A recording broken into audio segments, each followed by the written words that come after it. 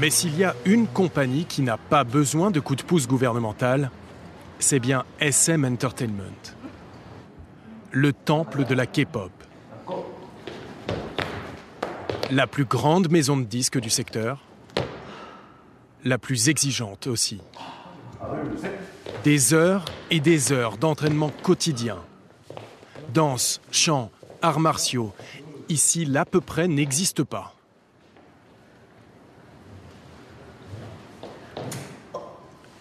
Tao est l'un des membres du tout nouveau groupe EXO. Et les producteurs ont décidé que son profil serait celui d'un combattant. Je suis vraiment épuisé. Exceptionnellement, nous avons pu approcher ce boys band, dernier né de l'Empire SM. EXO, comme tous les groupes de K-pop, est une formation créée de toutes pièces, avec une feuille de route bien précise. Moi, je suis chinois et je parle mandarin. Et lui, il est coréen. En fait, dans ce groupe, il y a des Chinois parce qu'on vise le marché chinois. C'est pour ça qu'on a d'un côté une équipe avec des membres coréens et de l'autre une équipe avec des membres chinois. On dirait que vous êtes des jumeaux. Ah, vraiment? Merci du compliment. C'est le concept, en fait. Ah oui, c'est quoi le concept? En fait, on est comme des frères. 6 d'un côté pour le marché chinois, 6 de l'autre pour le marché coréen. Et on a tous un double dans l'autre groupe. 2 groupes en un, comme clonés. Même style, même chanson, même chorégraphie.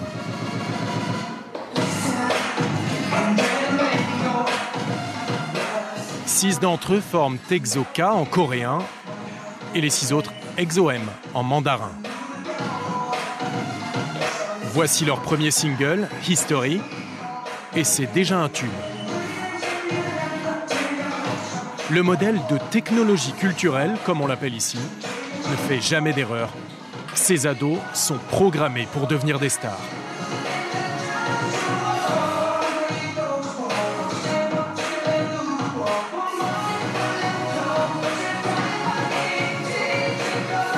Ce sont les artistes dont rêve tout industriel de la musique. Ils sont jeunes, talentueux et presque interchangeables lorsqu'EXO-M cède la place à EXO-K. Nous ne pourrons pas rencontrer leurs compositeurs, des salariés de ce label qui opèrent en amont un savant dosage de hip-hop et musique électronique.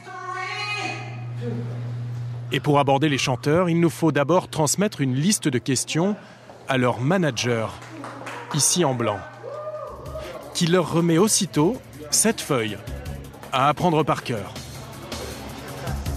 Il s'agit des réponses rédigées par la production. Nous ne choisirons pas non plus le lieu de l'interview. La compagnie contrôle son produit à tous les niveaux, avec des boutiques comme celle-ci. Un disquaire sous pavillon de l'ASM. On y trouve exclusivement les albums et produits dérivés de cette maison de disques. C'est là que l'entretien va nous être accordé, devant un public conquis d'avance.